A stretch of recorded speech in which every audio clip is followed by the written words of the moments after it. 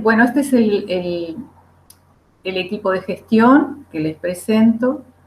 El diseño de montaje está a cargo de Santiago Cabré. Nosotros trabajamos específicamente en las salas del complejo municipal El Patio. Esto es importante destacarlo porque hay otras 3 salas disponibles. Pero ¿qué ocurre? Es un emplazamiento céntrico que tiene una iluminación exclusivamente creada para las muestras de arte visual y la posibilidad de estar rodeado de todos los talleres, de las múltiples disciplinas que transitamos. Entonces, tienen acceso directo porque el patio es una sala de exposición que está abierta de lunes a lunes y los sábados por la mañana, además de por la tarde. Y entonces los alumnos tienen acceso a, bueno, las visitas guiadas, a encuentros con las jornadas, los workshops, los propios artistas y demás. Nosotros iniciamos el año 2019, en marzo, con una muestra que se llamó Artífice de Futuros Mitos, del artista chileno Cristian Zabja. Si vemos la siguiente imagen, ese es el catálogo. Es un artista que se formó en los talleres independientes de la Universidad Católica de Chile y tuvo la posibilidad de trabajar en Brasil en el año 2008 por una invitación especial. Fue becado en la Universidad Católica de Chile y se formó ahí en los talleres de arte visual. Su orientación es el constructivismo. No tiene un vínculo con lo escultórico, pero sí con la instalación. Y lo que nosotros hemos hecho fue convocarlo porque trabaja con mucho material de reciclaje. Es decir, acá se presentaba lo inédito, trabajar para el sitio y además hacerlo con elementos de fácil acceso para todos los estudiantes. Así que si vamos viendo las imágenes, van transcurriendo, nos vamos formando una idea. Esto fue el montaje. Ahí está Santiago. Fue muy complejo el montaje, llevó más de 10 días. Si bien el artista trabajó 8 horas diarias. Y vamos viendo un poco cómo se fue presentando la imagen a partir de la construcción. Bueno, ahí sí podemos ver algunas piezas que podrían parecer escultóricas, pero eran un par. En realidad, él trabaja mucho con la significación de objetos, la resignificación, y también con estos tejidos que va armando en función del sitio. Si vamos pasando las imágenes, porque tengo muchas, y no quiero robarle tiempo a nadie más. Bueno, ahí ven que hay una recopilación de lo que sería medio la basura, ¿no? La imagen de la derecha, por ejemplo, ocupó toda una pared que tiene 14 metros y en realidad eran puertas intervenidas, además de formar parte del tejido. La imagen de la izquierda pertenece a la planta alta del complejo, que tiene un techo más bajo y nosotros aprovechamos esa situación para generar ambientes más intimistas, ¿no?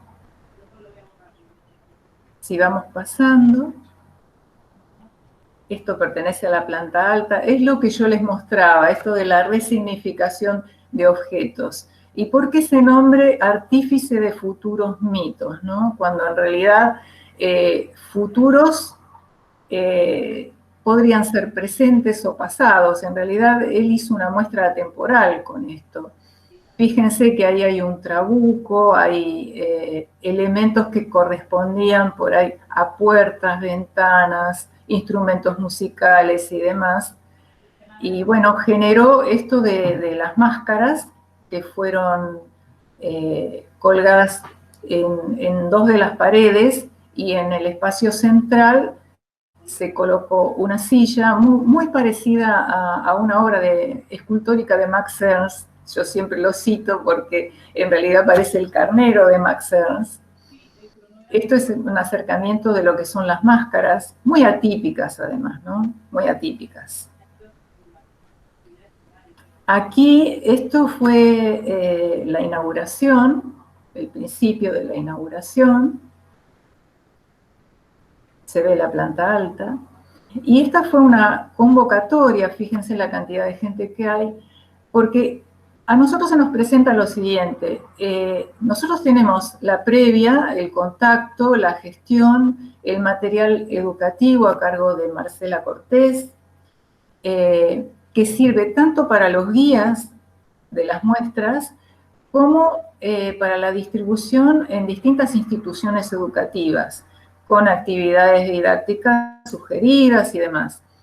En este caso se hizo una convocatoria abierta a artistas con el propósito de generar una jornada de construcción, con la idea de constructivismo y resignificación. Aquí se ve la gente que asistió, él hace una guiada previa, una introducción, y luego vamos a verlos trabajando. Aquí está. Nos tocó un muy buen tiempo, un muy buen día, así que tuvimos, este es el patio propiamente dicho, fuera de la sala, y lo que ustedes ven numerado en el fondo son los talleres. Yo creo que lo mandé al mail, pero ahora lo subo al Drive. Luego seguimos con, sí. Sí. No, sí. Vos cuando me digas, Diana, pasamos. Perfecto, sí. Yo porque no quiero demorar mucho con esto y son 6 muestras. Entonces les quiero explicar un poco que hay una diversidad de lenguajes también. Aquí convocamos artistas grabadores, se llamó Identidades Impresas 2. Fueron Gabriela Álvarez, Juan Arjona, Ariel Cosman, Miguel Maciel y Mercedes Puente. Y lo atractivo de esta muestra fue que en todos los casos vimos grabado experimental. Entonces, si vamos pasando, acá teníamos una propuesta de gran formato con Chiné Collet. Aquí en la obra de Arjona, que tiene una forma muy particular de trabajar, con bajo y sobre relieve, es muy interesante. Y si bien los tamaños de las piezas de Cosman no están relacionadas con la realidad porque es ex libris, son aguafuertes y técnicas mixtas, aparte de Chiné. Si avanzamos, bueno, obra de Maciel. Esta es la inauguración de la muestra en la planta alta. Aquí tenemos inauguración y un día posterior, en la semana, creo que fue un sábado siguiente, en que se presentan los artistas y hacen una guiada y explicación de sus técnicas. Entonces nosotros convocamos a los talleres todos, no importa la disciplina que cumplan, y después lo hacemos abierto también extensivo a los artistas. Porque esto que quería explicar, ¿no? ¿Cómo sostener una muestra entre 15 y 20 días cuando llevó 10 días de montaje, una gestión y aparte un armado en el que tienen implicancia el área de comunicación, el área de diseño, el montaje en sí, el traslado de obra, un ágape? Es decir, hay un montón de elementos de la logística que se ponen en marcha, además de la difusión, y después hay que sostenerlo. Entonces nosotros generamos las actividades. Bueno, aquí está Mercedes Puente explicando un poco la técnica del carborundum. Y si seguimos, aquí está presente EARI. En esta famosa articulación hemos creado, le sugerimos a Mirta Impala si nos podía dar una mano. Esto pertenece a otra cosa, pero bueno, en la anterior, Mirta Impala está mostrando las técnicas que están presentes en sala con alumnos propios del EARI y también de la Secretaría de Cultura. Sí, esto fue la jornada de grabado que se hizo con las técnicas experimentales. En la siguiente imagen, lo que vamos a ver es una jornada que se llamó Collage, la alternativa de una construcción plástica, donde primero se pasa un video con artistas seleccionados de distintas partes del mundo que trabajaron desde el collage digital hasta, bueno, los inicios históricos del collage. O sea, se le da herramientas a todo ese grupo que asiste al workshop o a la jornada para que tomen la decisión de cómo generar una obra con su propio lenguaje a través de una técnica de collage. Esto, aquí se convocó gente de Manchas, aquí vemos la gente en acción y algunos de los productos finales. Gente de Manchas, que ahora vamos a charlar un poquitito de también, que es un género muy interesante, que lleva 5 fechas anuales en la Secretaría. Esta fue la muestra siguiente, que si no me equivoco, quiero darles el mes, Oscar César Mara. Tal vez algunos no lo conocen, contemporáneo de Carlos Alonso, exiliado en el año 76 en Madrid, expuso en la Galería Juana Mordo, y junto con Alonso. El propio Cortázar descubre los dibujos de Mara y crea una obra inédita. Nosotros tenemos, por suerte, pudimos acceder a ella y la colocamos en sala. Aquí se encuentra el propio artista en el montaje, dando indicaciones, porque también tenía interés en que el circuito y el diálogo de la obra y la altura en que se colocara la obra tuviera un vínculo con el espectador. Eran obras, algunas de gran formato, y querían que se colgaran a la manera francesa. Él residió desde el año 76 en Francia, fue asistente en Berlín de Pina Bausch, ha hecho, bueno, escenografía, vestuario, ha incursionado también en la ilustración. Es poco conocido en la Argentina, pero para nosotros fue todo un descubrimiento, y fue discípulo de Valle Planas, que lo introdujo en la filosofía Zen, y además lo invitó a trabajar en el Instituto de Psicología de la Forma.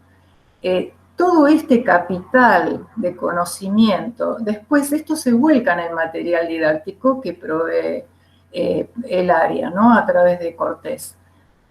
O sea que esto es accesible no solo para el conocimiento del artista, sino para el conocimiento del contexto histórico en el que se desarrolla. Bueno, si continuamos. Esto es importantísimo, miren.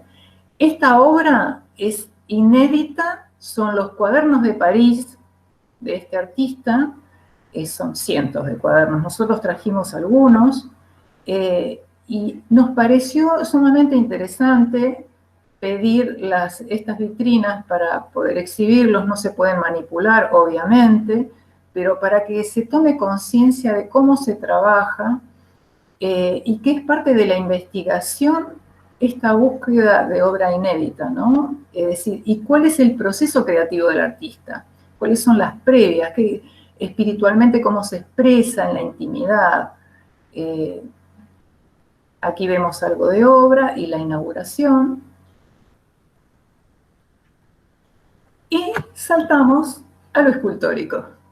Lo escultórico y la instalación a través del objeto cerámico con Im Kyung-woo, un artista coreano. Y vamos a ver ahora el montaje, el montaje fue atroz,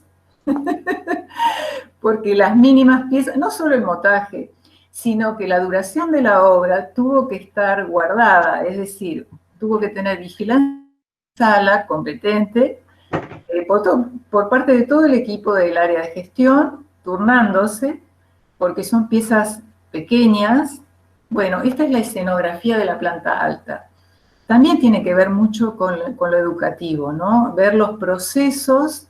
El propio artista se prestó para hacer una pieza que después quedara incluida dentro del escenario, y me pareció, incluso armó un horno. Esa pieza es de él también, es una porcelana. Las instalaciones son magníficas. Todos compramos obra. Esta es una visión de uno de los días de guardia, digamos. la inauguración y el equipo completo ahí, ¿no? Bueno, y después seguimos con arte textil. Somos eclécticos en secretaría. O manotazo de ahogado. En realidad lo que proponemos es esto, que sorprender, no seguir una línea, no tener un lenguaje que sea lineal, tratar de ir saltando con las propuestas. La piel que habitamos de Rosa Arena y Alicia Valdivia también fue un montaje interesante, tenía mucho que ver también con esto de la búsqueda personal de las artistas respecto de sus vidas personales. Tiene mucho de psicológico esta muestra.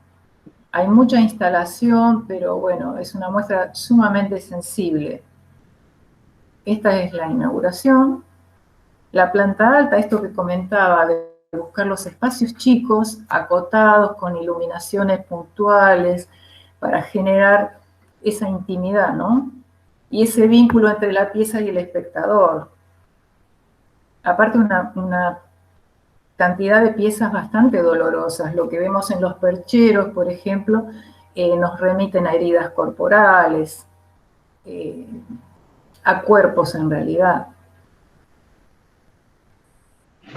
Y acá otra vez la presencia de Leari, con un taller de ecoprint multitudinario, porque aparte de alumnos de la institución, han venido, por supuesto, nuestros alumnos y gente que se plegó, que se quedó afuera mirando porque no entraban, ¿no? en los espacios. Pero muy, muy interesante, con material para después distribuir. Aquí es una guiada con las artistas.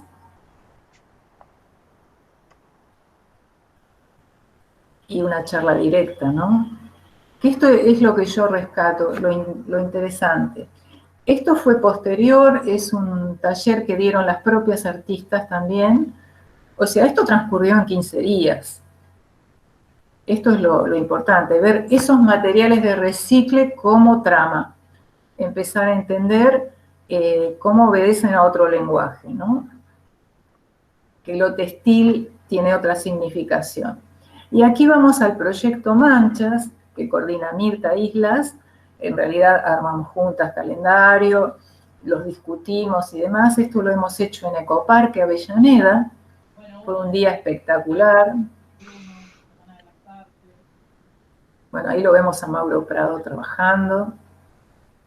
Para Ecoárea fue una intervención muy importante. Fue un día de mucho público, pero además el espacio es muy grande, tenemos acceso a la selva y también al río. Desde ahí se veía Puerto Madero, por ejemplo. Y yo creo que fue muy motivador. Este es el estadio en que los artistas de las dos categorías, profesionales y no profesionales, se someten al juzgamiento y la premiación, ¿no? Nosotros tenemos una agenda paralela a la agenda general de muestras, esto es Barrio Chino, que tiene que ver con esto de salir a espacios históricos y paisajísticos que tengan elementos motivadores, es decir, para que haya un crecimiento de parte del artista, es decir, que el espacio lo induzca a tener una percepción diferente de lo que ha generado por ahí en el encuentro anterior. Y nosotros cerramos el año con una muestra final de grabado de Ari para sus alumnos.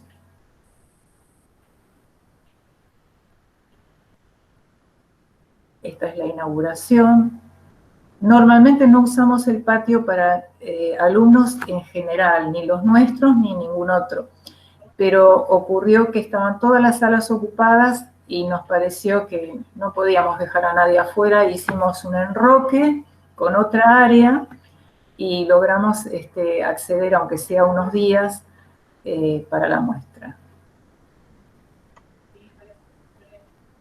también Leari proveyó los músicos para la inauguración.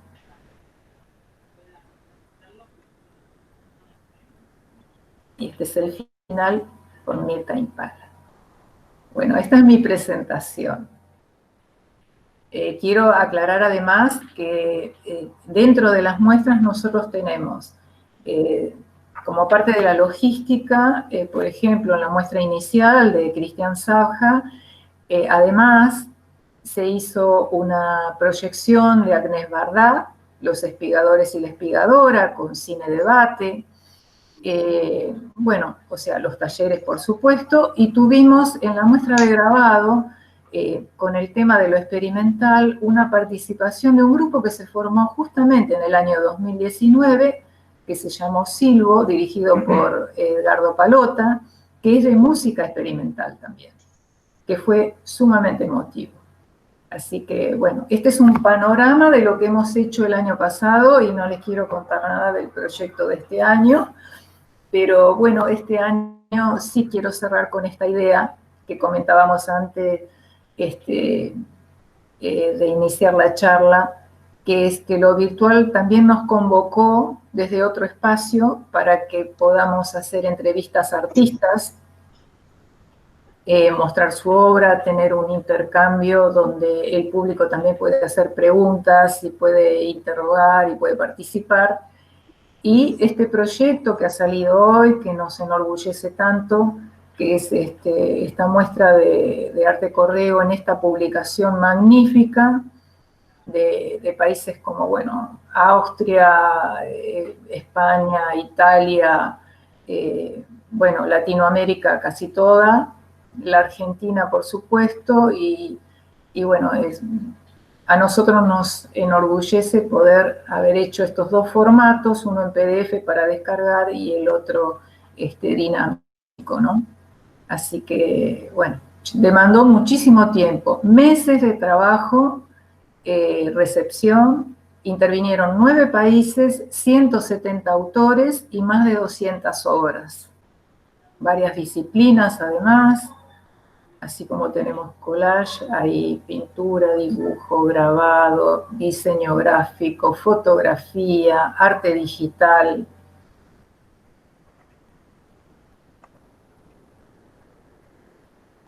Y entrando al link, tienen la posibilidad de utilizar más de un botón como para que transcurra con el sonido de página del libro, pero además de acercamiento de obra, de búsqueda de autores por disciplina, o sea, es muy completo.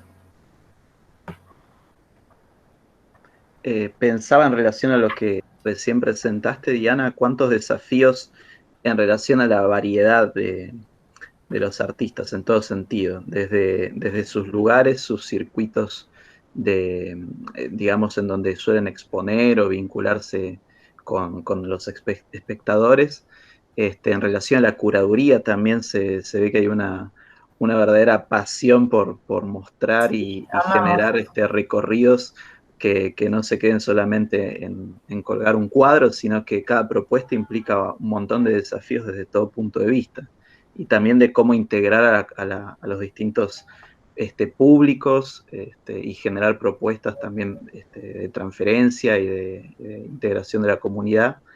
Y realmente es notable el trabajo y la variedad. Uno puede pensar desde lo que es Oscar Mara, el artista Cristian Sabja es el de Chile. La obra, digamos, de cerámica que además es increíble y pocas veces uno puede ver algo de esa calidad, y que también recoge una tradición seguramente muy difícil de encontrar fuera de los circuitos por ahí más centralizados del arte. Y aún así no es nada común ver este tipo de cosas, y se nota que no tiene para nada un aire, por decir así, elitista o para pocos, sino que todo el tiempo se piensa en producciones de calidad, en variedad y también en función de integrar, como decían, esos recorridos que también incluyen la creatividad, el no solamente mostrar y transferir desde lo pedagógico, sino también poder tocar, poder involucrarse. Así que a mí me parece que es práctica, ¿no? súper motivador todo lo que se está haciendo.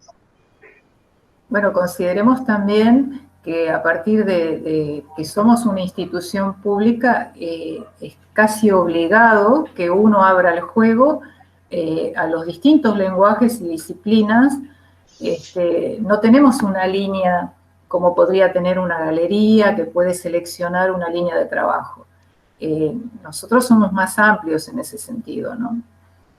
Pero además también hay un público que asiste, un público que es seguidor de cultura y bueno, que ha crecido muchísimo junto con nosotros.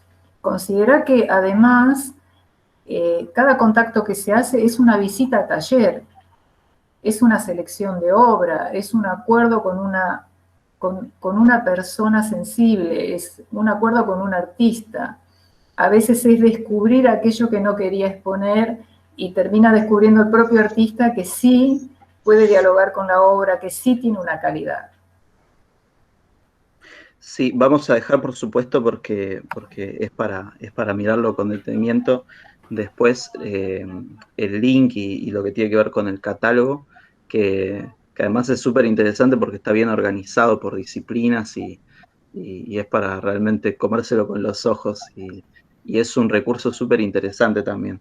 Este, y claro, también esto que decías en relación a cómo sostener una propuesta que por ahí tarda muchísimo tiempo en relación al montaje, al armado y cómo sostener también a lo largo de 15 días lo que tiene que ver con las actividades en paralelo para ir renovando y refrescando una propuesta que no se agota en una Claro. entrada y salida, sino que tiene que ser un transcurrir y que implica distintos desafíos, como decía, pensaba todo el tiempo en que cada muestra es otra en relación a si va un contingente de una escuela primaria, si va un taller mismo, si van alumnos específicos del área, si, bueno, con Sergio, si tiene ganas de contarnos lo que está haciendo él desde su trabajo en los talleres de la Secretaría en relación a las narrativas dibujadas, les podemos decir, como Ahí le está. solemos decir. Muy bien definido, Néstor. Sí, después de todo esto, o sea, era interesante ver primero lo que tenía para comentarles Diana, porque eso es lo que le da marco al taller. El taller no es un taller de historieta aislado del contexto de la Secretaría de Cultura, sino que tiene que ver, tiene relación y dialoga constantemente con las exposiciones que hay en la sala de exposiciones por lo general. Entonces, hay algo que vos comentabas que tiene que ver con esto de transferencia, decías, ¿no? En términos de lo expositivo y de lo que se puede visitar en la sala de exposiciones. Yo creo que el mayor desafío es lograr de alguna manera una apropiación Si quieren podemos continuar, no sé si tenemos... tales culturales que están constantemente pasando o que están constantemente en circulación en la sala de exposición. Entonces, desde los talleres lo que tratamos de hacer es que los estudiantes tengan una experiencia más allá de la visita a la sala, que tengan una experiencia que les genere un recuerdo quizás algo desde lo emocional, el haber estado en un sitio experimentando parte de la estética del artista por una charla o por trabajar con los materiales y que eso se pueda incorporar a la larga en su propia producción.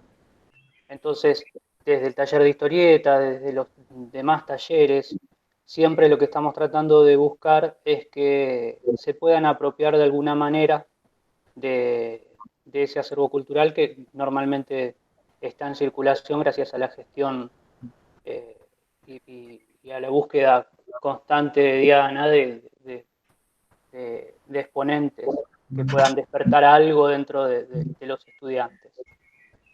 Bien. Y Perdón, Sergio, ¿querés que Sí, decime. muestre algunas imágenes de las Lo que... que te parezca a vos que se pueda ver, yo no tengo problema.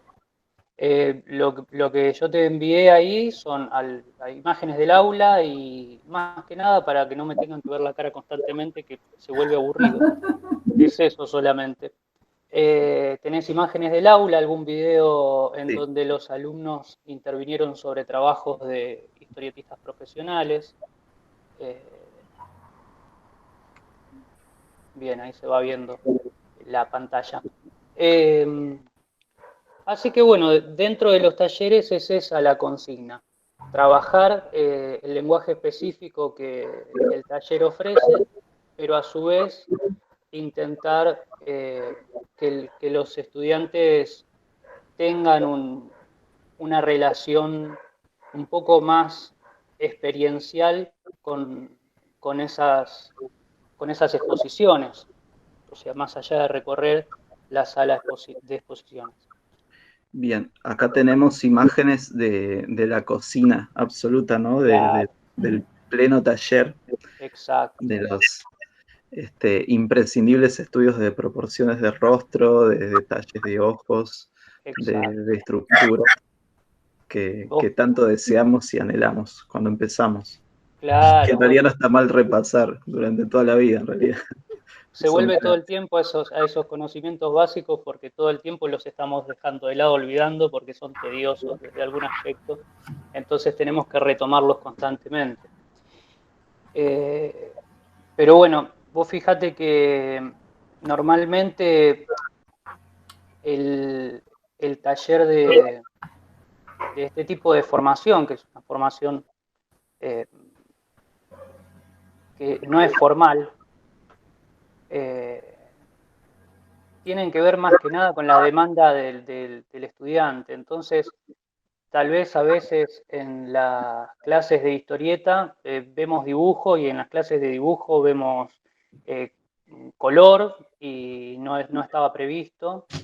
Entonces, como el taller en muchos aspectos, más allá de tener contenidos establecidos, eh, se forma también con la demanda del estudiante, eh, termina siendo variopinto dentro de lo que se ve, dentro de sus contenidos. Eh, Así que bueno, es una experiencia muy interesante y siempre que se puede recurrir a relacionar a los estudiantes con lo que se está viendo en sala, con lo que se está viendo institucionalmente, se recurre. De hecho, se han hecho, valga la redundancia, ¿no? Se realizaron eh, reuniones de intercambio de trabajos relacionados al arte postal, por ejemplo. Eh, Se ha realizado, en el caso del artista anterior que veíamos de Sabja, deconstrucciones de figura para una reconstrucción después en el dibujo, ¿no? En el plano. Eh, entonces todo el tiempo estamos tratando de jugar con esas dos cosas, los contenidos específicos de la materia y lo que vamos viendo dentro de la gestión.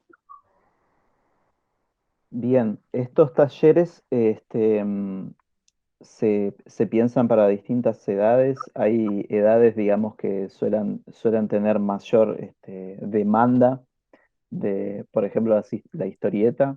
Se me ocurre que la edad de la adolescencia, que hay muchos jóvenes que Claro. Yo siempre se tengo la, suelen... yo tengo Sí, la creencia que en realidad la demanda está más relacionada con la oferta. Si nosotros ofreciéramos hoy un taller para adultos mayores de historieta, tendríamos adultos mayores en ese taller sin ninguna duda.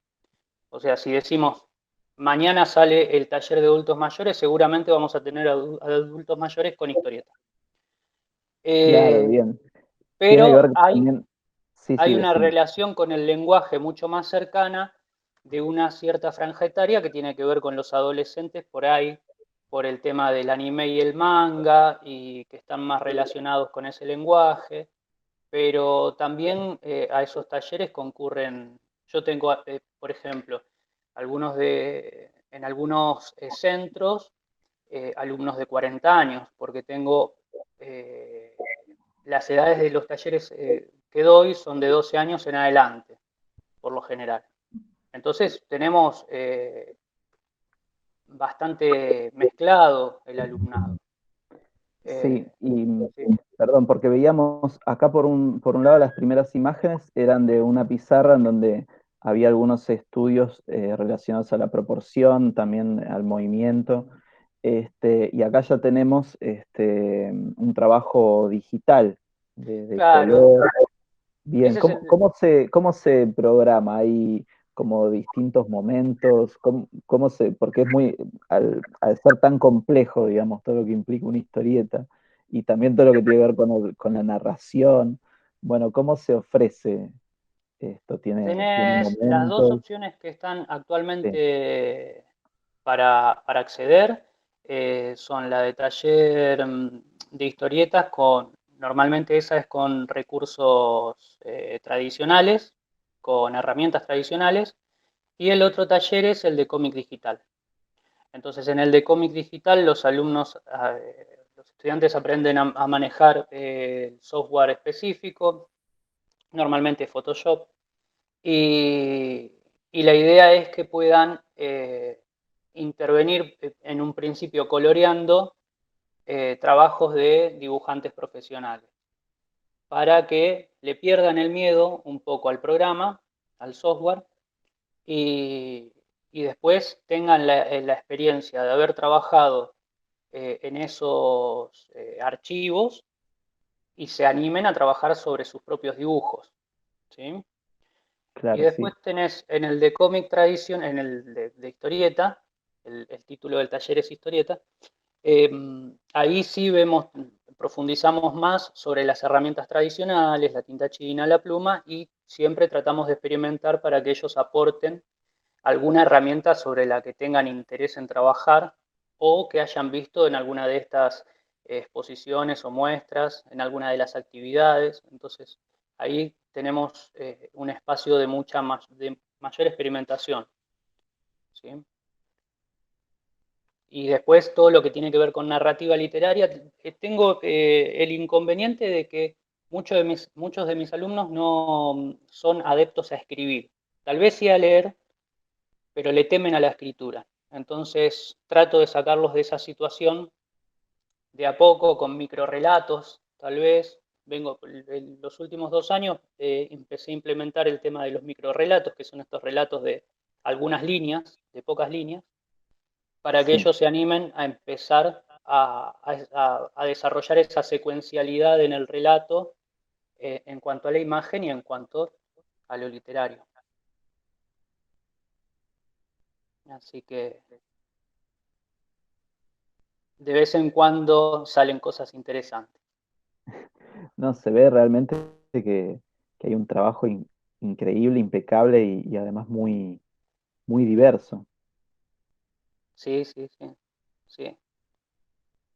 Bueno, relacionado a lo que hablábamos antes, eh, a mí me interesa que salgan un poco de ese lugar de espectador que tenemos todos en este momento, sobre todo ahora durante el aislamiento, ¿no? Esa, esa situación en donde tenemos una cantidad de horas de cine, series y demás vistas que tal vez cineastas fundamentales de la historia del cine no tuvieron. ¿Se entiende lo que quiero decir? Sí, Tenemos sí, una cantidad, consumimos una cantidad de audiovisual eh, que productores audiovisuales fundamentales tal vez no hayan consumido. Entonces lo que trato de hacer en el taller es sacarlos un poquito del lugar de espectador o convertirlos en espectadores críticos para que eso se pueda sumar a la producción propia de los alumnos. Es complicado, a veces se claro. logra y a veces Sí, no. sí. Sí, tiempos de por ahí inmediatez y de consumir mucho, pero por ahí no poder indagar en algo Claro, pequeño y por eso es interesante la estrategia de los microrelatos, por ejemplo, o sí, de sí, comenzar por una parte para después ir profundizando. Sí, Este, los relatos, a veces el haiku, por ejemplo, también, este estilo de claro, poesía, eh, disparadores que claro, te que sirvan como permitan. disparadores, exactamente. Sí, sí. em, no sé desde tu experiencia lo que charlas con los alumnos y alumnas, este, pero sucede un poco también como con la literatura, que por ahí también por esta era tan audiovisual que vivimos, cuesta un poco más sumergirse en una historieta, por ejemplo. Me imagino que esto lo hablaba la otra vez con un profe de prácticas del lenguaje, que cuesta, porque estamos tan acostumbrados a tener todo servido en la pantalla, que cuesta un poco volver a esa construcción, y a esa interacción con, por ejemplo, un material escrito o con una secuencia gráfica.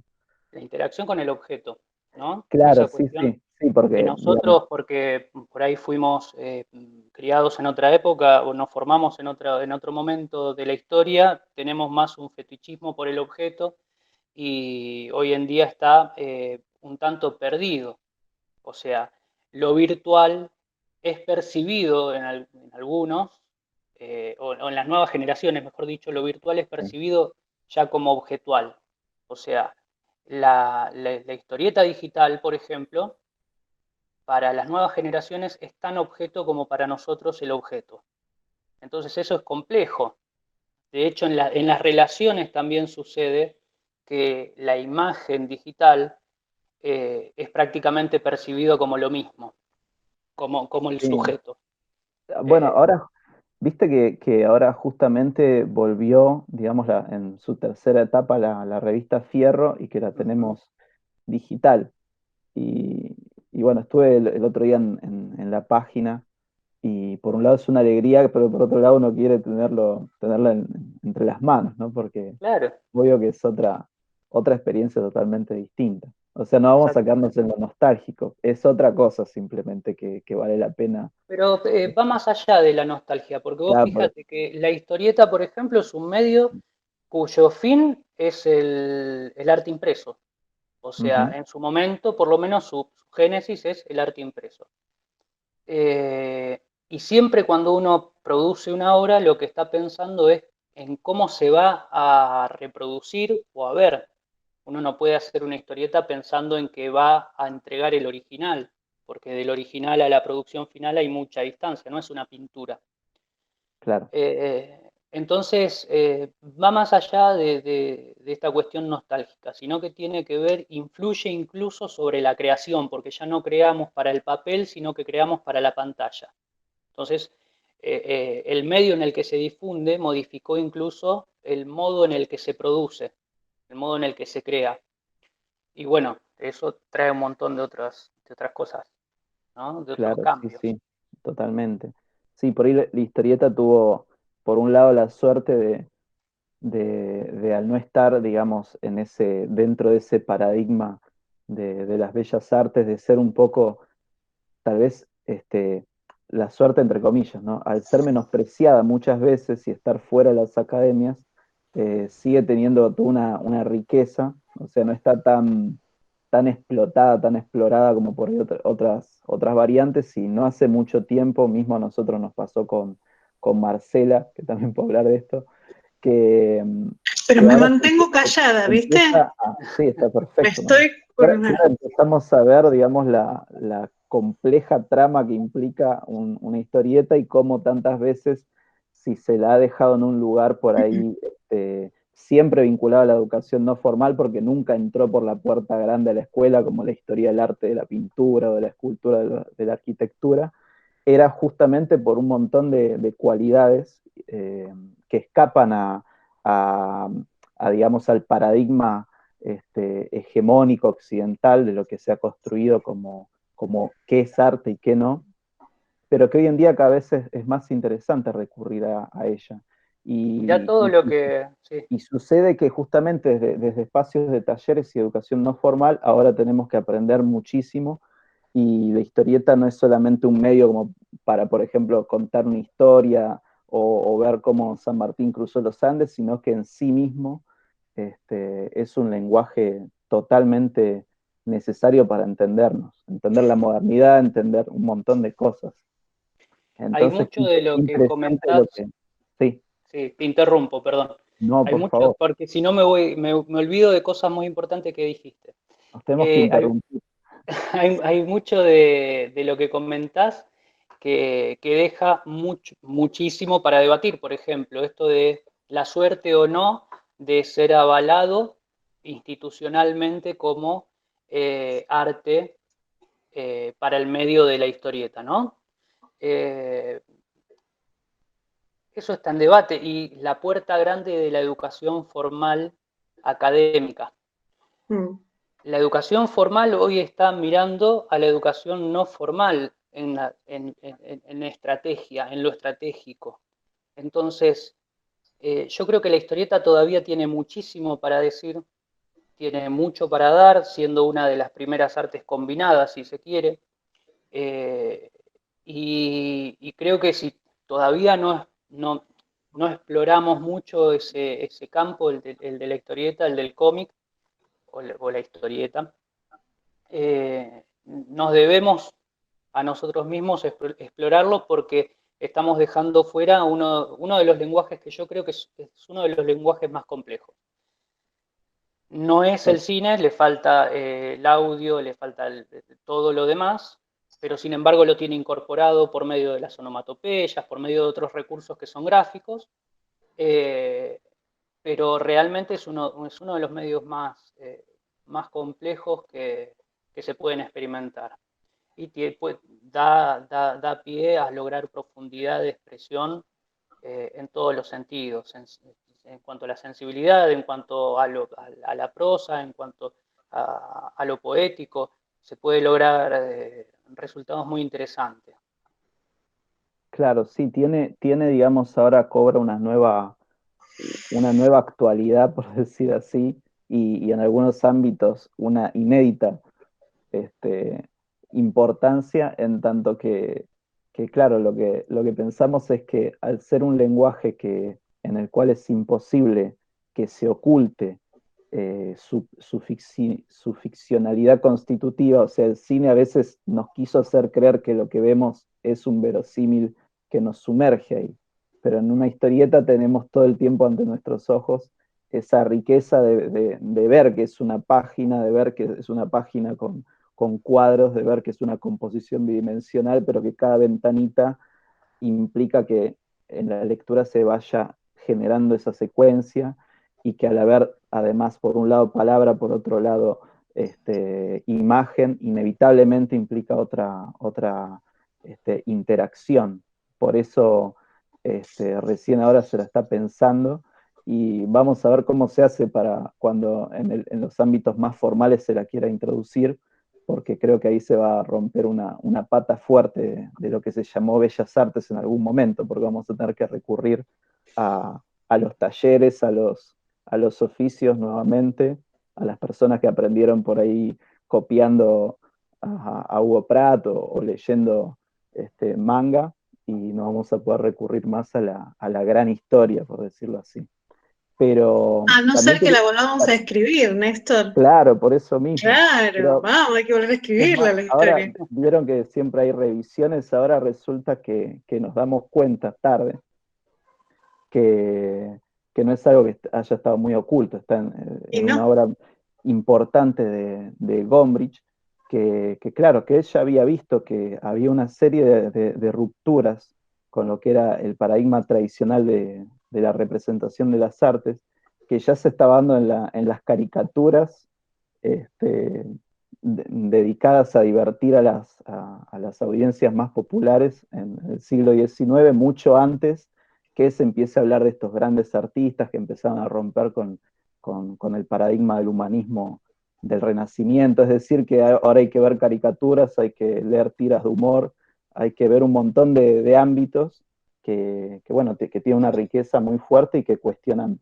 en profundidad esto que es cuáles son los filtros que establecen lo que tiene que ser educación formal y no formal, cuáles son los objetivos, y si puede haber también una mayor interpelación entre esos ámbitos, ¿no? Sí, sí, sí, sí. Por eso es interesantísimo.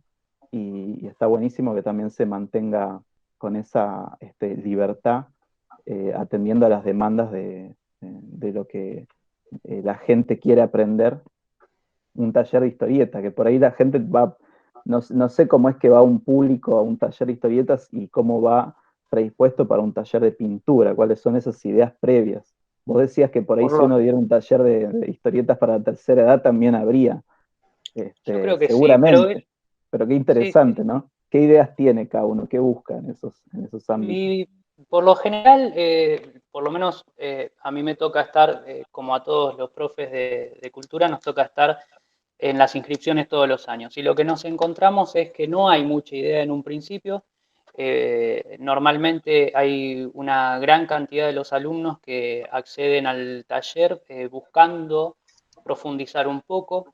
Eso los últimos años fue cambiando porque existe Internet y entonces tienen las nociones a las que pueden acceder mediante Internet. Eh, pero de todas maneras, por ejemplo, yo no tengo más de un 15% de alumnos dentro del aula que sean lectores de historieta. Me suele pasar que nunca supera un 15% la cantidad de alumnos que son lectores de historieta. Tiene varios motivos. El principal es que el objeto tiene un valor económico. Por otra parte, la otra posibilidad es que de ese 15% de lectores de historieta haya un porcentaje que consuma historietas por medio de internet, o sea que no los compre. Y después que perdimos también la posibilidad de acceder a un kiosco de diarios o revistas por esto de los medios electrónicos que los fueron desapareciendo, se fue extinguiendo. Ya no es algo tan común ver en todas las esquinas un kiosco de diarios o revistas en donde uno accedía a publicaciones gráficas, ¿no? Entonces, dentro del aula, por lo general, uno tiene una cantidad de alumnos que no tienen nociones del lenguaje específico de la historieta, porque no la leen, no la frecuentan. Y hay que empezar muchas veces de cero, proponiendo lectura, proponiendo ejercicios para incorporar esos elementos básicos y se sorprenden ellos, por ejemplo, al descubrir onomatopeyas que ya conocían, pero que no recordaban haber visto en alguna historieta. Por ahí las conocen porque las vieron expresadas. Últimamente, por ejemplo, el cine fue incorporando algo del lenguaje de la historieta, sobre todo las películas de superhéroes y qué sé yo, y por ahí las vieron expresadas en alguna película o por ahí en algún libro de texto, pero no recuerdan que son elementos que surgen de ese lenguaje que imposibilitado del audio tuvo que recurrir al texto para escenificar ese sonido.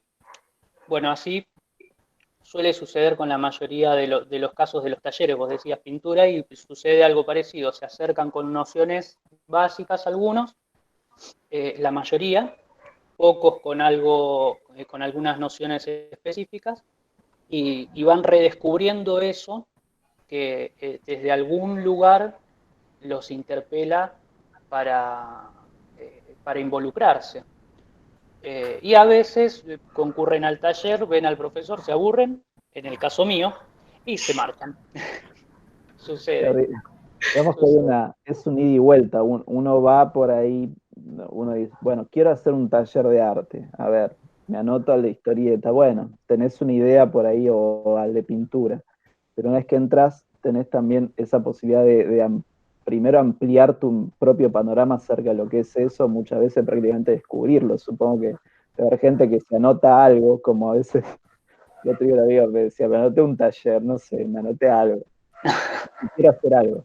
Y ahí también está esa maravilla, no solamente de enseñar, sino también mostrar, hacer descubrir. Claro, claro, Pensaba sí. en este trabajo de gestión de muestras, que ahí eso es clave, porque uno dice, bueno, voy al museo y por ahí uno tiene una idea de decir, bueno, como bien, no sé, algún dibujo, y ves una obra como la instalación esta de Alicia Valdivia y la otra artista, no me acuerdo el nombre, Rosa Rosa Arenas. Rosa Arenas. ¿Y qué fuiste? ¿Qué viste? No sé, era una cosa que por ahí... Bueno, pero ahí sí yo quiero intervenir. Justamente me parece que el rol que lleva adelante la Secretaría de Cultura y el área de visuales es de mediar en eso, entre el espectador y la obra. Y ese proceso de mediación, no solamente un proceso pedagógico, sino también de disfrute estético. Porque nosotros cuando hacemos los guiones o cuando hacemos las visitas guiadas o cuando se prepara algún taller, lo que se supone es mostrar las posibilidades a esos visitantes que pueden ser nuevos o que no están acostumbrados al circuito, que no solamente estamos viendo algo, sino también estamos entendiendo algo y que ese algo nos va a modificar. Y es una tarea descomunal a veces, porque imagínate cómo se paraban delante de la obra de Sabja y decían, ¿qué es esto? Porque era como desesperante esto. Así que ese trabajo de mediación me parece que es el que lleva adelante la Secretaría. Y con respecto a la historieta, la historia del arte ya la ha fagocitado de algún modo, es el noveno arte desde hace un tiempo hasta ahora, o sea, ya tiene categorización. Pero lo interesante es que Oscar Steinberg dice que es imposible. ¿Por qué? Porque todo se puede hacer en la historieta. O sea que su naturaleza bastarda, como dice él, le permite que todo sea posible. Y entonces tiene más libertad que ninguna otra. Pero la sigo mirando como la hermana pobre, ¿no? Esta cosita que hacen ustedes. Claro, por eso es interesante cuando uno ve que no es solo decir, bueno, lo que la literatura influenció la historieta o el cine, sino cuando decís, pero mira, que esta película utiliza recursos, está transfiriendo recursos que en realidad son de la historieta. Sí. Es interesante eso también, propuestas como Igualmente yo pienso que este vínculo entre las muestras, el área de gestión y la multiplicidad de lenguajes que uno propone, y también el interactuar con los talleres de distintas modalidades y de distintos grupos etarios, tiene mucho que ver con esto que sucede en las inscripciones, ¿no? que citaba Sergio. Entre el que no sabe y se anota para probar, para ver, para investigar, y por ahí se queda o por ahí se va, pero también hay una necesidad de lo lúdico. Yo he descubierto, sobre todo en las personas mayores, yo tengo un taller de lenguaje visual, y bueno, nada más experimental. Entonces, de repente, el tema de lo lúdico es lo que más atrapa a que la gente también se quede. Y yo pienso que aplicado a todas las disciplinas hoy día, precisamente por venir de rupturas, por venir de esa lateralidad de la academia, digamos, ¿no? La academia también está buscando un poco ese recurso de lo no formal para poder generar cosas a partir del estímulo, ¿no? Y a mí me parece que es importantísimo esto de la experimentación, es paralelo al juego. Entonces, descubrir en cualquier disciplina que se dicte, podría ser la escultura, como podría ser la pintura. Hoy la pintura, como la entendimos en el pasado, ya no es. Hoy hablamos de imagen, y si bien la pintura con los medios tradicionales se aplica con distintos procesos, aprendemos las técnicas y demás, el producto final es la imagen. Entonces, en esa imagen, en que todo se puede, en que todo está permitido, existe el juego. Y yo creo que esa es la diferencia, tal vez, la diferencia crítica, porque no es que no se hace análisis en la Secretaría. En los talleres hay una visión crítica, autocrítica, los alumnos pueden opinar sobre obras de sus compañeros respetuosamente, y yo creo que es enriquecedor. Hemos enseñado a ser tolerantes en la mirada del otro, y eso también allanó el tema de la mirada sobre las muestras. Es decir, no encontrarnos, como decía Marcela recién, con una obra como la de Sabja y decir, pucha, ¿esto qué es? ¿No? Claro, Tal vez alguien que viene de afuera sí, pero para un alumno no, porque un alumno dice, oh. Así que me parece interesante, sí. Sí, claro, sí, es que justamente también la sorpresa, el descubrir, a veces tiene esa expresión.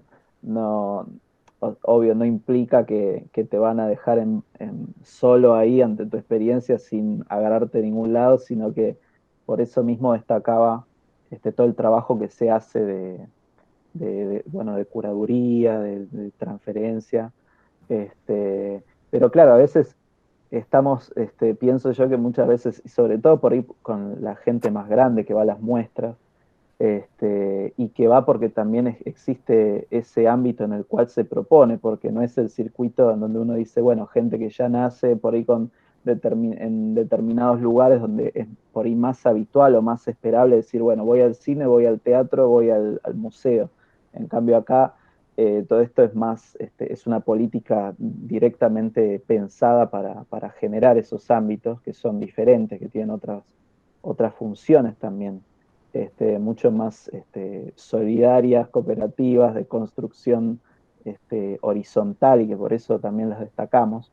Se comparte, se descubre, y muchas veces también se está rompiendo con un montón de cosas que nos han hecho pensar acerca de lo que, bueno, qué es el arte o qué hay en un museo.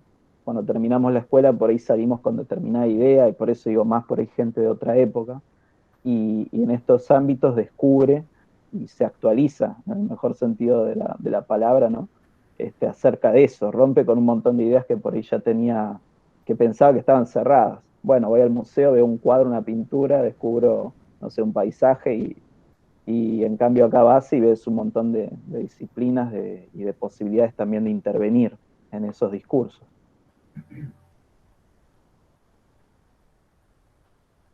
Sí, Lo que tanto cuesta y tanto se insiste para ver, no sé, con cuántos doctorados logramos implementarlo por ahí en un aula de una escuela común y corriente, porque bueno, hay un montón de burocracias y cuestiones que atravesar, y que hay un montón de presupuestos naturalizados acerca de lo que hay que hacer en una escuela, o el dispositivo mismo de lo que tenemos ahí frente a nosotros, y que por ahí, por eso mismo pensaba también lo que decía Sergio en relación a cómo ahora se mira la educación no formal, y que claro, uno en realidad piensa que simplemente tienen distintas funciones y obedecen a distintas demandas, pero que está muy bueno pensar y verlo transversalmente, porque uno puede descubrir este tipo de, de cruces, de miradas cruzadas, que nos hace revisar y pensar, bueno, ¿por qué ahora suceden estas cosas y no antes?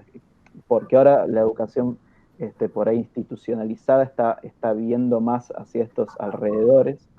Y claro, es que por ahí hay muchas cuestiones que estaban ya cerradas que ahora se empiezan a abrir, por ejemplo, los lenguajes que hay que enseñar en una academia, y que muchas veces también encontraban, por ahí me pasó de tener alumnos en escuelas que me mostraban orgullosos y muy contentos lo que hacían en los talleres, por ejemplo, en la escuela en la Casa de la Cultura, o en talleres barriales, y que a veces en la escuela le costaba muchísimo tener ese ámbito, construir ese ámbito, porque se jugaban otras cosas, y por ahí cuesta ponerlas a disposición, ¿no?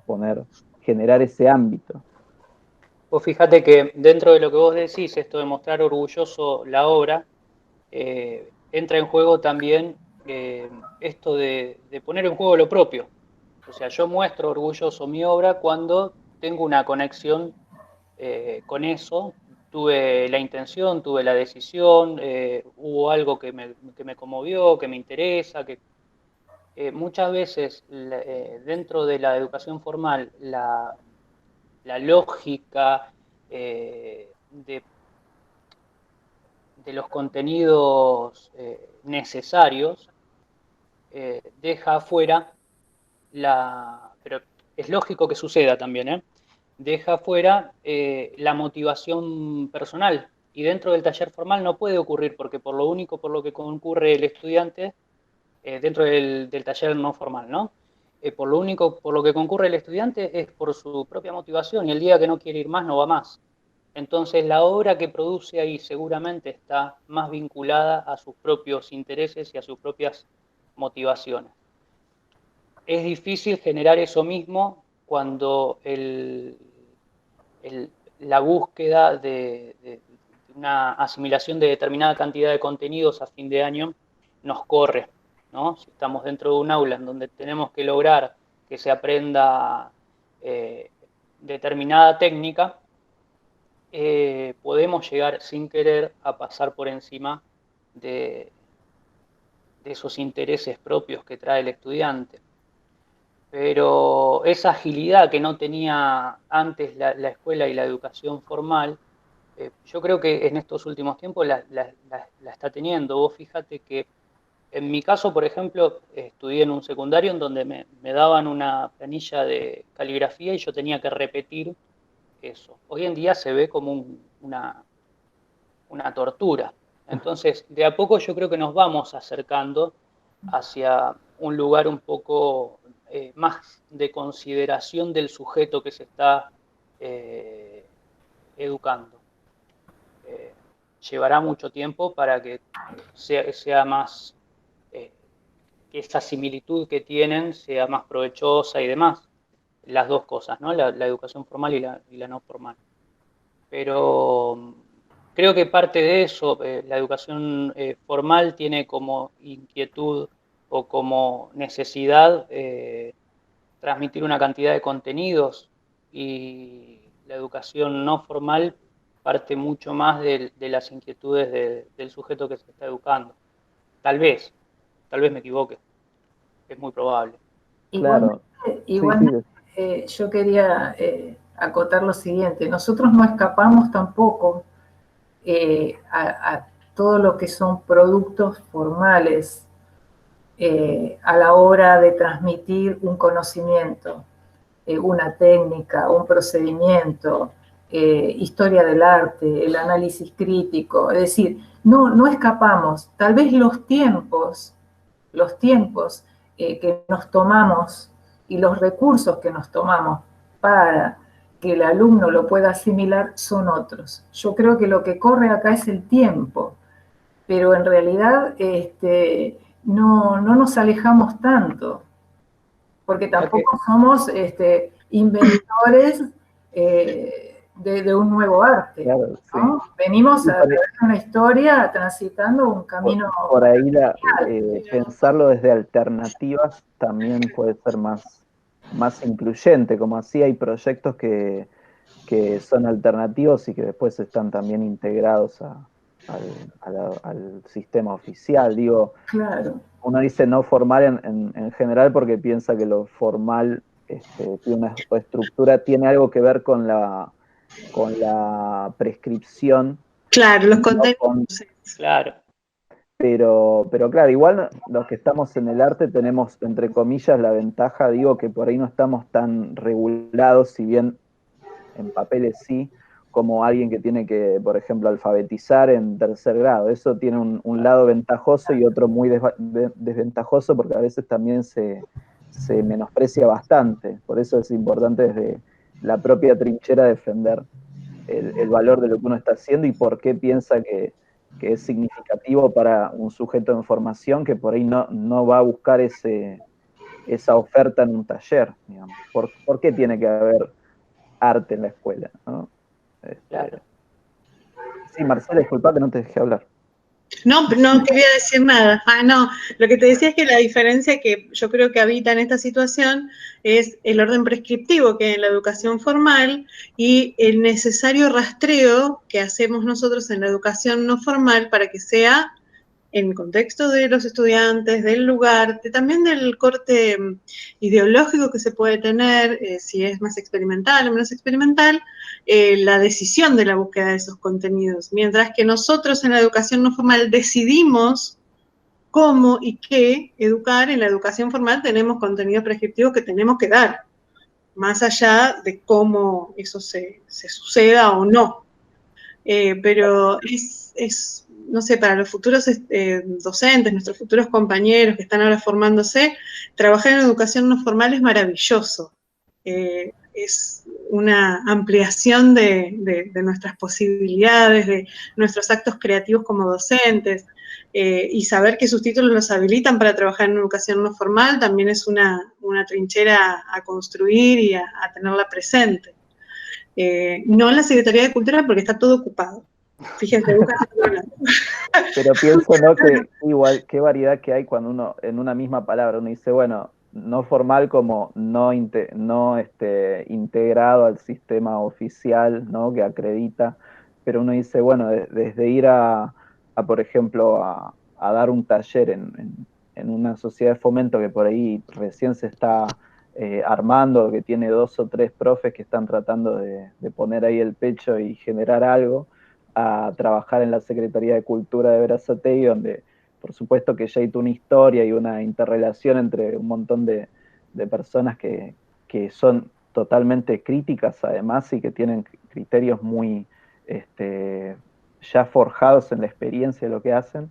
Por eso digo que es muy amplio el panorama, no sé si sirve pensarlo, por eso decía, bueno, pensarlo desde alternativas, pero en realidad hablamos de cuando, así como hay una persona que por ahí sin que nadie la obligue va a buscar un taller o hacer algo, hablamos de un docente que sin que nadie lo obligue por ahí simplemente pensemos que ni siquiera va a percibir algo por eso, ¿no? Si yo digo, bueno, cuando uno empieza a trabajar y dice, bueno, quiero dar un taller o informalmente inclusive tener algún alumno que por ahí uno dice, bueno, yo quiero dar esto, más allá del tema laboral económico, por ahí no es algo significativo en un espacio pequeño, por eso digo, un docente que quiere ofrecer algo por fuera de lo que está establecido en un diseño curricular.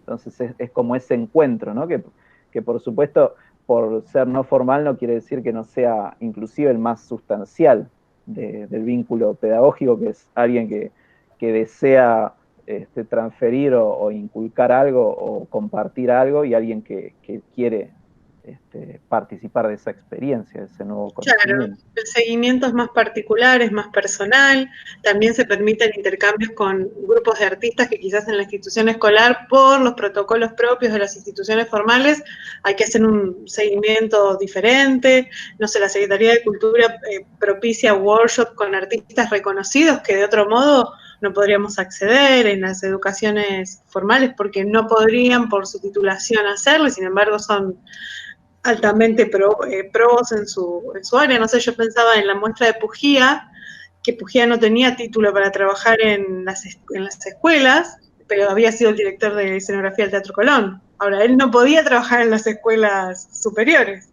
Miren qué contradicción. Digo, esas son las posibilidades que la educación no formal nos acerca. Grosos, así. Claro, ¿no? Qué interesante esas medias tintas ahí. Pensaba que también, si uno pensaba, Borges no tenía un título académico, o sea, lo invitaron a Jorge Luis Borges a dar una conferencia sobre literatura inglesa en la UBA, pero si uno fuera meramente a los papeles, es decir, bueno, claro, eso tiene que ver con esos caminos alternativos que construyen también, que pueden dar cuenta de un conocimiento y que por eso está bueno no encubetarse, digamos, ¿no?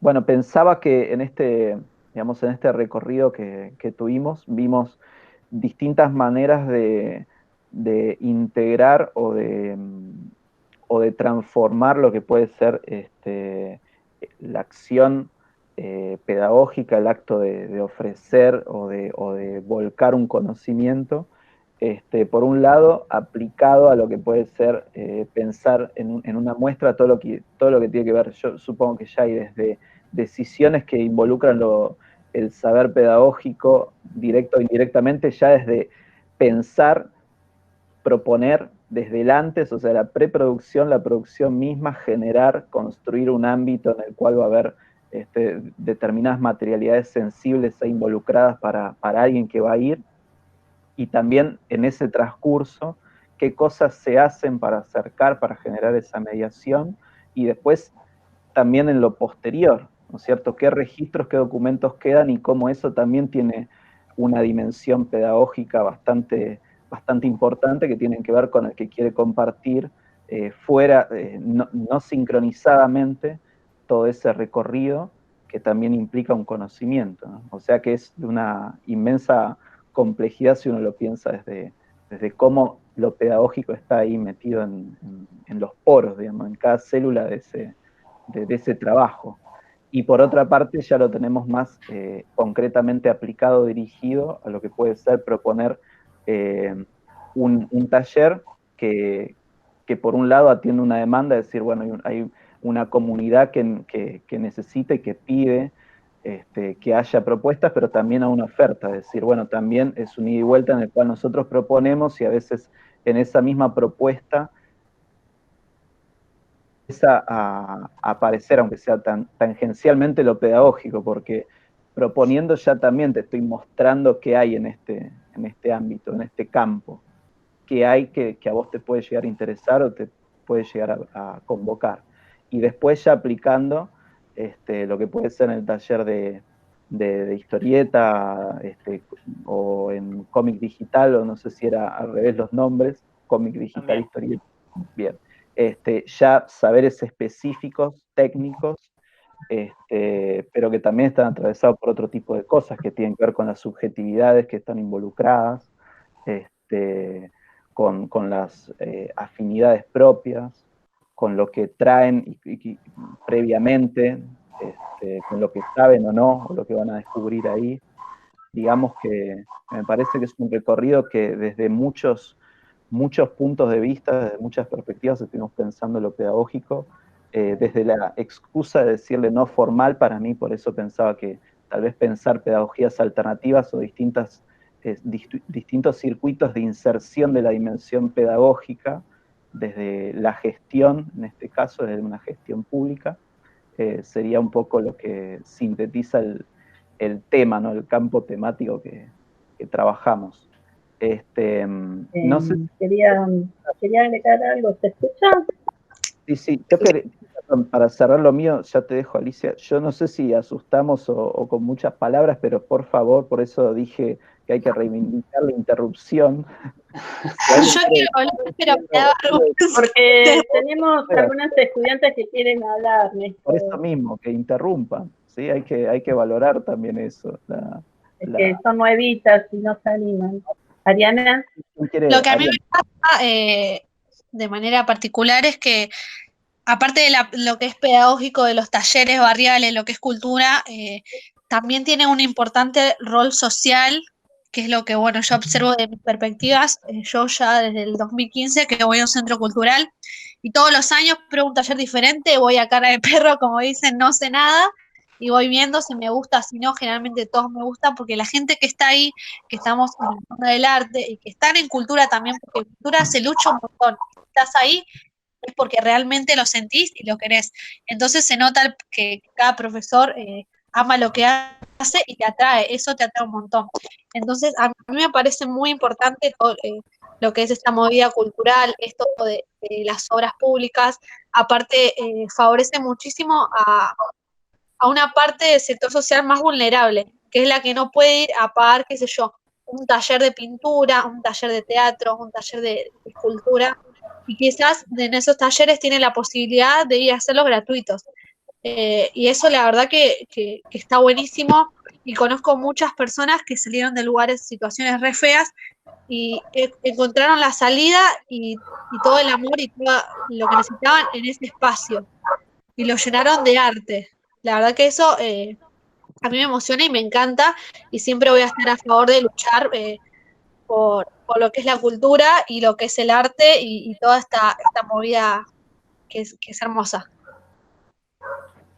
Qué importante, nombraste el rol social, que creo que esa palabra yo no la utilicé y estaba a flor de piel todo el tiempo. Sí, totalmente, ¿no? Pensar, bueno, voy a ver una muestra de arte contemporáneo en Berazategui o en Lanús o en Varela. En otra época hubiera sido casi un chiste, realmente. Ahora vemos obras de calidad y montajes muy sofisticados y complejos y propuestas muy vinculadas con las narrativas del arte, y eso es una decisión, por supuesto, política y pedagógica y que abre esos ámbitos, ¿no? Yo pienso también que puede haber sido una construcción de años. Esto no surgió con una sola gestión. Me parece que hay un sostenimiento en el tiempo sobre una comunidad, ¿no? Específicamente sobre una comunidad, a partir de mostrar distintas propuestas.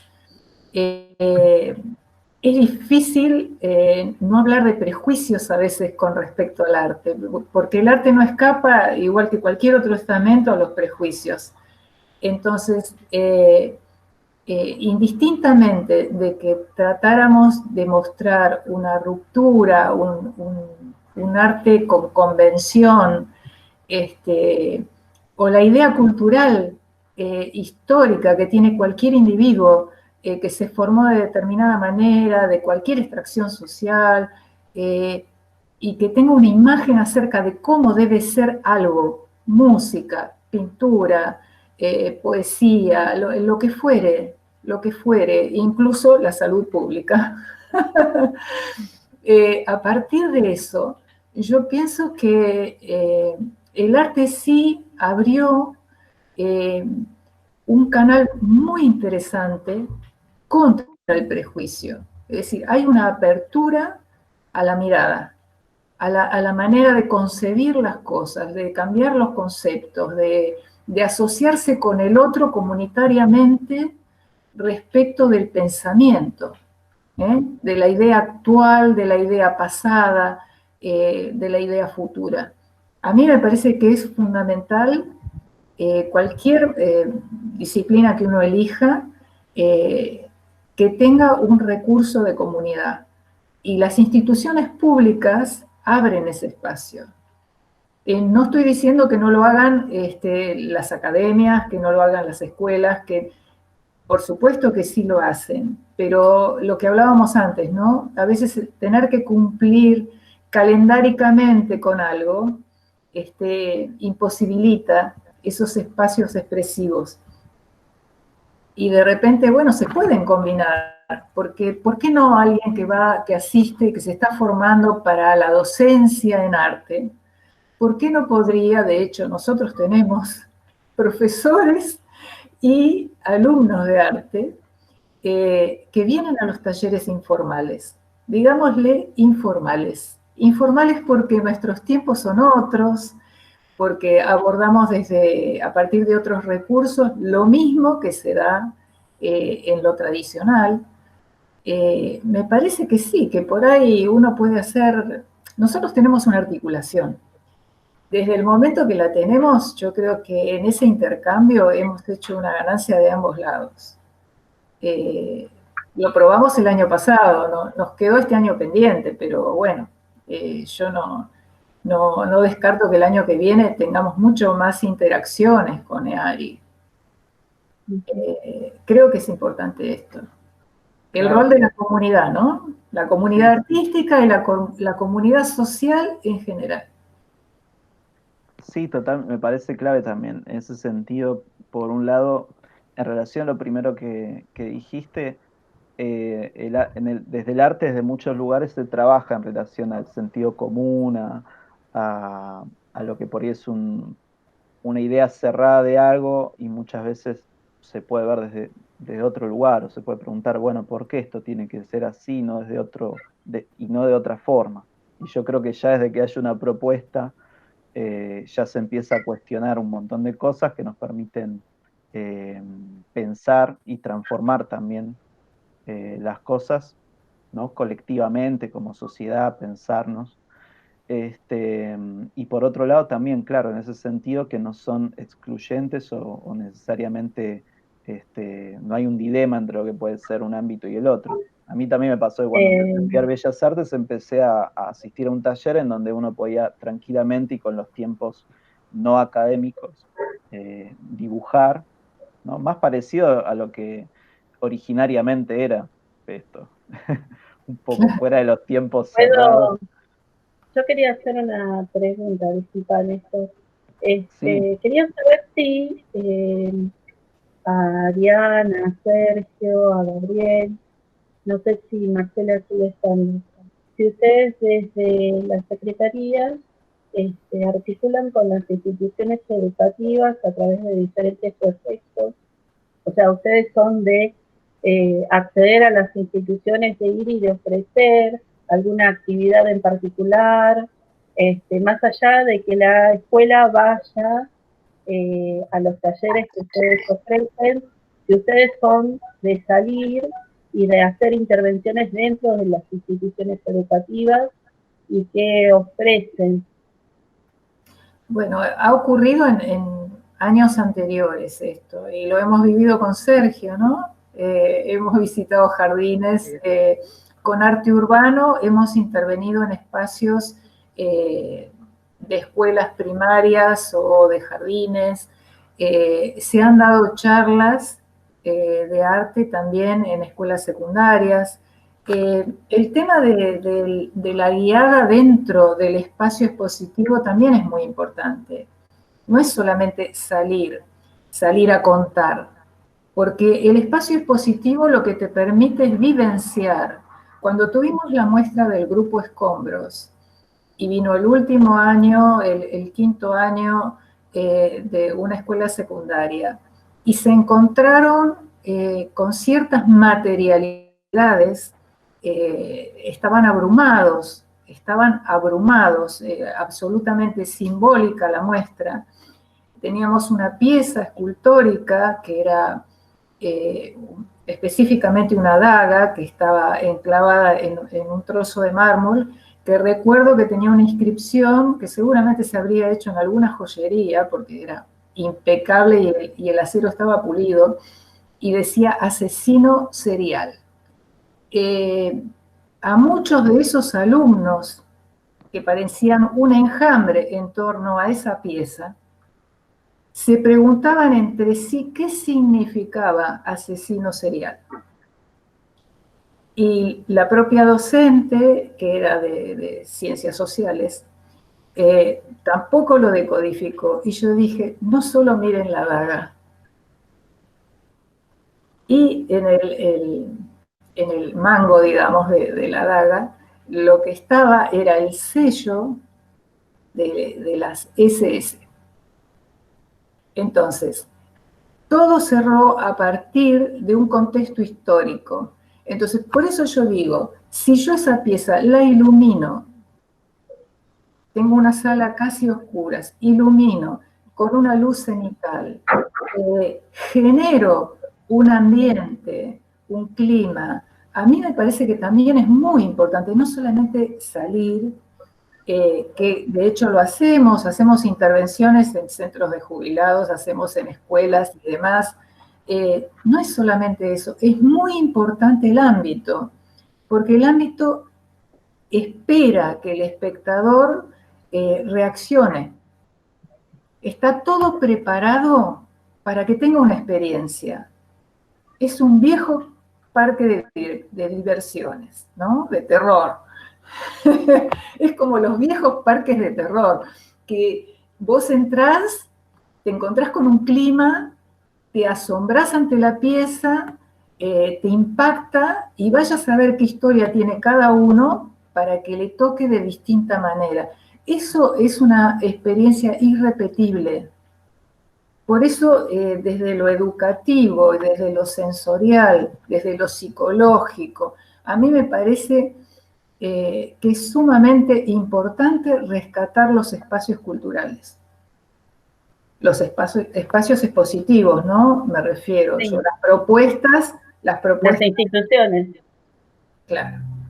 Pero sí salimos, no tanto como quisiéramos, porque imagínate con todo lo que te narré al principio, nuestros tiempos, hoy con la virtualidad trabajamos el doble, pero sí, son cosas que demandan mucho tiempo y con las que uno especula, si cabe el término, especula en efectos futuros, en tener una proyección sobre el individuo. Y a mí me parece... Claro, en este tren de formar, de ser agentes multiplicadores de cultura, ¿no? Más importante es sostenerlo desde la defensa de los espacios. Por eso me planteaste el tema de que de convocar y de alguna forma, hasta mágicamente, ¿sí?, invitar para que descubran y redescubran lo que es el arte en estos espacios, ¿no? Sí, Y pero a también su tener vez, la experiencia, ¿no? a su Es vez, una claro, experiencia individual. una experiencia sensorial, multisensorial, que solamente se logra en estos espacios porque están construidas las escenas como para generar esta multiplicidad de sensaciones, valga la redundancia. A mí me parece súper interesante todas las propuestas que ustedes hacen, y lo que rescato además, que no es menospreciar el trabajo de nadie, es el tema de que ustedes logren trabajar en forma eh, colaborativa con el contexto educativo, y que cada uno de los talleres tenga una fundamentación educativa, pedagógica, por así decirlo, ¿no? Un sustento teórico como para que también quede como reseña del trabajo que ustedes están realizando, y que estas actividades se puedan a su vez seguir trabajando en otros ámbitos. O sea, visito estas muestras, pero estos talleres, estas muestras, yo puedo llevarlas, no sé, al aula y seguir trabajando sobre lo que se vio, ¿sí? Bueno, Con de los hecho, materiales que ustedes dan, que me parece... claro, de hecho, bueno, el material didáctico que acompaña a cada muestra está formado no solamente por el historial del artista, hay imagen dentro de ese material, hay una interpretación simbólica, hay una expresión del artista, hay un contexto histórico, es decir, todo eso se le acerca al docente Sí, también. por eso o sea, en realidad de lo que yo rescato, ¿no? El tema de cómo, en forma colaborativa, Sí. interactúan con las diferentes dimensiones del conocimiento. O sea, no solamente lo estrictamente específico del ser artista, sino también esta idea de, por ahí, que a lo mejor creí entender de tu hablar, de tu expresar, de trascender, ¿no? De ir más allá y de visionar el arte en una variedad de horizontes, ¿no? Y justamente cuando son estudiantes los que participan en estos espacios, ¿sí? No solo recuerdan lo que sensorialmente aprendieron o vieron o descubrieron, sino que a su vez lo siguen reelaborando después en el aula con el docente. Claro. ¿Sí? Y tal vez también puedan gestionarlo con producciones a futuro, y esa construcción sigue y continúa, y bueno, el día de mañana terminan siendo pares de ustedes, ¿no? O no, porque también sabes que me parece sumamente interesante que uno tenga el alcance en aquellos individuos que no se van a dedicar jamás al arte. Porque me parece que el arte no es solamente para los artistas. Yo creo que el arte tiene un desarrollo y un fin dentro de una comunidad. Que es un despertar, ¿no? Un despertar de conciencia, un despertar del punto de vista, un cambio de la mirada sobre ese historial de prejuicios que todos arrastramos, porque en realidad eso también es cultura. El prejuicio forma parte de la cultura, es decir, no desde el punto de vista individual, pero sí desde el punto de vista histórico. Entonces, el cómo hacer, el cómo deber, me parece que las rupturas vienen por ahí. Y así será. Quería rescatar, digamos, de todo lo que usted dijo, en el sentido de que Néstor les habrá comentado que nosotros, al ser docentes de un primer año de práctica, trabajamos conceptualmente desde el marco teórico, ¿no? Justamente con estos contenidos que tienen que ver con el lograr detectar o diferenciar el qué y el por qué, aquello que diferencia la educación formal y no formal. Y de aquí el tema de convocarlos para escuchar cómo ustedes trabajan, las propuestas, ¿sí?, que ustedes ofrecen, a la población. Y estas ofertas que ustedes tienen son exclusivas o excluyentes, digamos, de las personas que viven en Berazategui. Ya eso ya me lo contestaron cuando dijeron que la EARI también participa, entonces exclusión, ¿sí? Y por otro lado, yo no sé si alguna de los estudiantes quieren preguntar algo, porque estaban dando vuelta, viendo a ver si querían preguntar algo con alguna inquietud o algo en particular, pero también hay, Gabriel no sé si tiene que decir algo, ¿no, Néstor? ¿O no? ¿Gabriel? Sí, Marrapoe. No sé, yo obviamente le dije que si él quiere decir, Porque por supuesto. Yo estoy él acompañando a mis venir compañeros. él acompaña. Yo estoy acompañando a mis compañeros, pero sí, no solo es lo formal o lo no formal, sino también y se trata que salga o sea, no solo de Berazategui, hay alumnos de todos, de varios distritos, en particular yo hablo por mi taller o por otros talleres, que los alumnos son más, o sea, hay un 50 y un 50% de alumnado de afuera y de adentro de Berazategui. Y la idea es incluirlos a todos. Después, bueno, con respecto a los profesores, cada profesor tiene una manera de trabajar y una libertad de trabajar que no por ahí la educación formal nos costaría. Yo lo hablo porque fui ayudante de una profesora en Bellas Artes y es algo totalmente diferente a lo que es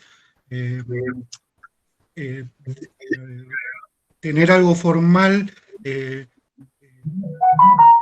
Por ahí acá lo que tenemos nosotros es una libertad que no la podríamos tener en este tipo de instituciones. Y esa libertad nos lleva a otros lados y nos lleva también a meternos dentro del taller y dar otro tipo de contenidos o contenidos que por ahí se dejaron de dar o no se dan en una institución y poder investigar desde otro lado.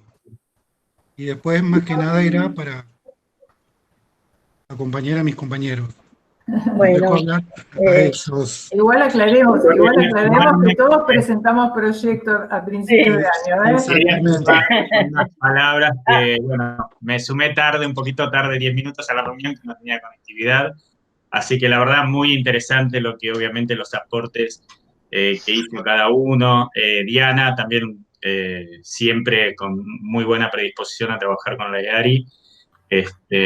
Y bueno, más allá de estas cuestiones, ¿no?, que tiene que ver con la educación formal, la educación no formal, en ambos se produce aprendizaje, ¿sí? Seguro. Quizás el medio por el cual llegamos es distinto, nosotros es más con lo curricular, con otras cuestiones, ¿sí?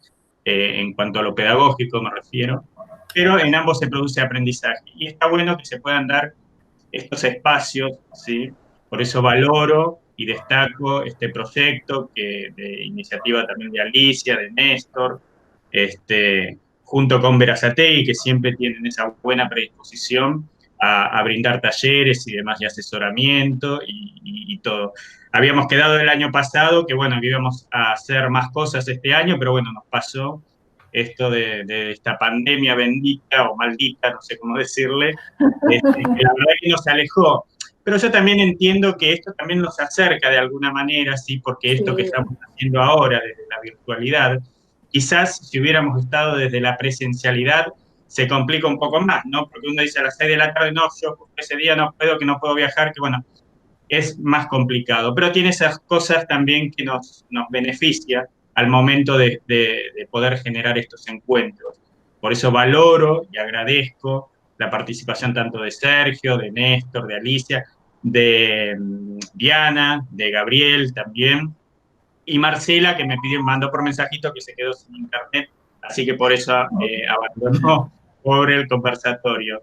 Pero bueno, esta es la primera parte, digamos, de una serie de espacios y de conversatorios que se van a ir dando y que nos van a ir acercando, ¿sí? Y rompiendo quizás, entre comillas, esa brecha que tenemos entre la educación formal y la educación no formal o informal, como vos bien dijiste, Diana, que tiene que ver con otras cuestiones que hacen a ese tipo de educación. Así que por mi parte, más que agradecido y bueno, obviamente pueden seguir contando. Bueno, yo lo que quiero es agradecer la convocatoria. Supongo que Sergio también está agradecido por haber podido mostrar lo que hacemos en Berazategui, que puede ser Berazategui, puede ser cualquier otro lugar, porque lo haríamos en cualquier parte. Y me parece que algo interesante puede surgir, así como tenemos esta vinculación, con algún tipo de proyecto en común. Yo no descarto la posibilidad de que tengamos un proyecto en común, donde se fusionen las dos tendencias, ¿no? Que no están tan separadas, no están tan separadas. Así que bueno, yo hago votos porque tengamos un proyecto en común. Así que de mi parte, siempre estoy dispuesta. Bárbaro. Gracias. Bueno, muchísimas gracias por la predisposición, ¿no? A la apertura de un proyecto diferente que tiene que ver justamente con lo intercultural y esta idea de traspasar lo formal a lo no formal y buscar un justo medio donde trabajemos juntos. Claro. Que en realidad todos tenemos la misma intencionalidad, ¿no? La de hacer cultura de diferentes formas, con diferentes agentes de la formación, ya no ni siquiera de la educación, sino de la formación cultural. Y generar espacios para esto que por ahí Ariana decía, ¿no? Cómo lo social hoy por hoy nos interpela, ¿no? Esto que antes, años atrás, era impensable, como bien se decía también, de ver que en la zona sur se podía hablar de arte, ¿no? De traer algún expositor a nivel nacional o internacional con una trayectoria justamente importante, o local, ¿no? Y mostrarlo. Bueno, todos estos espacios hay que aprovecharlos, hay que empezar a pensar y repensar la educación de una forma diferente, porque la forma de pensar la educación ya vemos con esta pandemia que dejó de ser lo que era para transformarse en algo que todavía no sabemos qué es, ¿no? Y que nosotros tenemos que empezar a escribir sobre esta construcción nueva de lo que es educar, en diferentes ámbitos, ¿sí? Y establecer redes de conexión, redes sociales de conexión, como bien vos decías, Diana, donde tanto ustedes desde las diferentes artes intervengan, con los que no somos especialistas, pero que también estamos preocupados en hacer y construir un conocimiento completamente diferente, ¿sí? Empezar a pensar una idea de sociedad y de humanidad completamente distinta. Así que desde mi lado estoy completamente agradecida, me he enriquecido un montón. Sepan ustedes disculpar, yo soy generalista, yo soy profesora en Filosofía y Ciencias de la Educación, licenciada en Educación. El arte es algo que me apasiona, para mí es magia pura. O sea, yo tengo a mis diferentes compañeros de prácticas y que no son de prácticas y que son de las diferentes artes, y los veo, y para mí son seres mágicos, ¿sí? Porque lo que producen es magia, ¿sí? Y para ellos mi admiración y por ende para ustedes también. Y trato en lo posible de acompañar desde mi mero y humilde conocimiento como para sostener el conocimiento de ustedes, ¿sí? Muchísimas gracias. Así que, bueno, mi felicitación. Gracias, Alicia. Bueno, también de mi parte, por supuesto, muchas gracias por la predisposición y la inmensa generosidad del equipo Cultura Berazategui, porque la verdad que es muy motivador todo esto. También esto va a dejar como registro de grabación que va a llegar a las cátedras.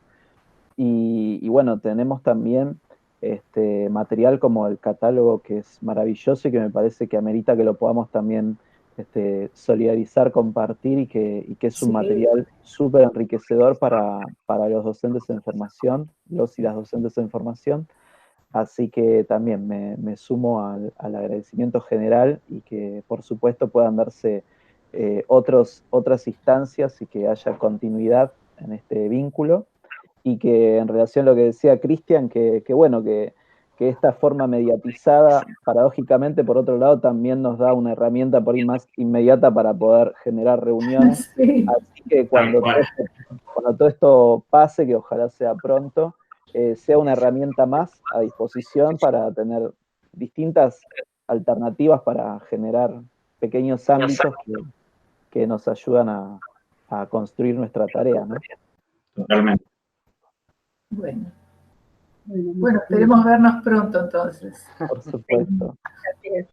Agradecemos mucho. Muchísimas gracias a todos y todas. Muchísimas gracias a ustedes. Gracias. Gracias. Gracias. Gracias. Adiós. Hasta luego. Adiós.